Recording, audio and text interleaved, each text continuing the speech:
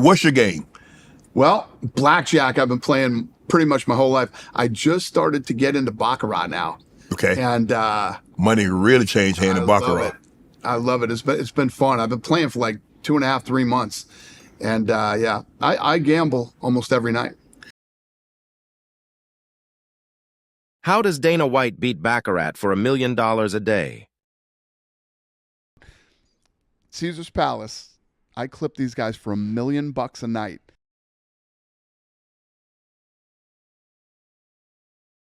What's Dana White's secret method? Step 1, hit it and quit it. But if you go in with the mentality that I have, if I can double my money, if you have 1,000 and you win 1,000, get the fuck out. Yeah. Say that again. Right? You have to pick, when I'm losing, when do I stop for the moment? When do I stop for the session? And when I'm winning, when do I call it a dub? When do I go home? Yeah. So you go in there, let's say your number is 150,000. You want to make 150K today. You're allowed to bet 75K a hand. All you got to do is win 2 hands. You could be in that casino for 30 seconds, make 150,000 and leave. If your number is 150K and you're only allowed to bet 20K a hand, that's how the casino's edge picks up. Okay, I kind of understand that now. It's making more sense. The longer you play, the bigger the house edge becomes. In every circumstance. In every circumstance, especially because now you're fighting. In the beginning, it's like luck. It's like 50-50. Like a Baccarat hand's like 50-50 basically, right? All you gotta do is win 2 hands. Like 50, basically you're looking at 50-50. You win the 2 hands, you made 150K, go home. If you have to actually keep playing and playing and playing, their edge will catch on. The luck, let's say it is luck, the luck runs out. So, God, because that's the hardest thing when I think about gambling. I'm like, the chances of, like, I always play because I play smaller and I could play bigger and then I don't because I'm just like, well, if I play bigger, I could just lose more money faster. Say that again.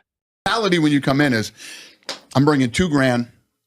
This is what I'm willing to lose in Vegas. Right. Oh, fuck that. Instead of, I'm going to bring $2,000 and I'm going to turn this $2,000 into another 1,000. Right. If you have $2,000, you're not going to come to Vegas and win $1 million fucking dollars. Right. It just doesn't work that way. There have been crazy stories throughout the history of Vegas where guys have walked in and just fucking pulled off amazing things that, you hear these stories, and that's almost like the fantasy that everybody has. Of course. In the history of the city, it's probably happened 7 or 8 fucking times. You know what I mean? Yeah. Where a guy walked in with a few hundred and killed it. Step 2, bet sizing. Can you tell us, I don't know if you want to share this, can you tell us your biggest losing session? Yeah, $8 million. In one sitting? How long? One night. But so the whole night? How many hours? You got to have to understand. I think you have to take us through the thing. So, what's a bad night look like? You start with 30,000, right? Every time. Wait, you take Bob, hold 30,000. on. No. So if you see me play 30,000, that's just around at Red Yeah, but Rock. Caesars, you play big. That's just around at Red Rock. Yeah. Okay, wait, Dana. So I can play 350 a hand at Caesars, and I can play 400 a hand at Bellagio. Holy. When you go in there, then it's big boy play. It's No, like I've been with you with 3 Caesars, hands. bro. You It's lose nuts. 3 hands. It's $1.2 million. Dana White's bet sizing. Starting bet, $350,000. Objective, to win is $1 million. Loss limit, $3 million to $8 million. For the average gambler compared to Dana White, the average gambler would bet $300 with an objective to win $1,000 and have a loss limit of $3,000 to $8,000. Let's say you pick a number that you want to win, but which is the right way to gamble. You shouldn't just go in there like, I'm just going to have a good time. I'm just going to gamble, whatever. When I feel like I'm done, I'm done. That's how people lose everything. Yeah. So if you're taking it serious and your goal is to win, you need to have a stop loss and a stop win, right? You have to pick, when I'm losing, when do I stop for the moment? When do I stop for the session? And when I'm winning, when do I call it a dub? When do I go home? Bet sizing means to set your limits on how much to bet, what's your objective in the amount you want to win, and what is your loss limit. Let's go over Dana White's bet sizing again. Don't you keep the same strategy every time? Don't you buy them? So you go to Caesars right now. What are you doing? Yeah, so I'd go in. You play. I play 350 a hand, right? So you take a 350 marker. Is that what it is? Or do you just put up 350? 3 hands. I win 3 hands in a row. Yeah. We're leaving. Okay. So what if it's loss, win? Yeah. That's right. Well, some nights you battle back and forth, but once I get up around 800 to $1 million, we're leaving. But it could always be 3 hands. It could only be a 3-hand night, right? If you win. Well, if you win 3 hands, when you come up, so you go in with a fresh board, Right. Fresh board. They shuffle the card. They put. I've been playing Baccarat, right? So they put the cards in. Now it's a 50-50 shot. Right. You could get a tie, but it's a 50-50 shot. It's either going banker or player. So I always make the first bet player. No, banker. First bet's always banker. The banker hits, you're up 350,000. You got to win 2 more hands, and they're all 50-50 bets. So if you can pull off the 2 hands, like I said, I went on that streak at the beginning of the year, and we were literally walking out of there with $1 million a night. Step 3, have patience and when to increase your bet. This is the most important step and Dana's secret sauce.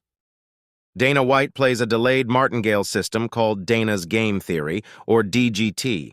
It may look like Dana intuition or very strange bets, but he is actually doing Dana game theory that is being used.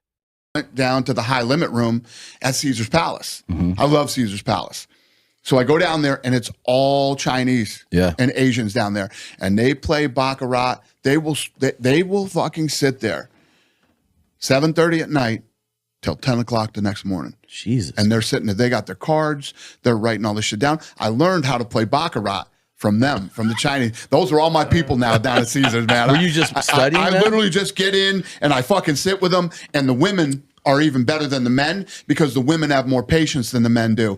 And they sit there and they pick their shots. I learned how to play Baccarat from the Chinese down at Caesar's Palace. Holy shit. It's fucking awesome. I've never done it. Is Baccarat more fun than blackjack? Yes, it really is. And I never thought that I would say that in my lifetime. Here is how DGT works.